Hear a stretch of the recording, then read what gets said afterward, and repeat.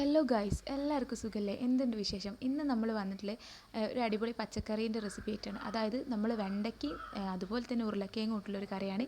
അതിന് വേണ്ടിയിട്ട് ആവശ്യത്തിനുള്ള വെണ്ടയ്ക്ക് അതുപോലെ തന്നെ പച്ചമുളകും അതിലേക്ക് ഉള്ളിയും കറിവേപ്പിലൊക്കെ അരിഞ്ഞ് ഇവിടെ റെഡിയാക്കി വെച്ചിട്ടുണ്ട്.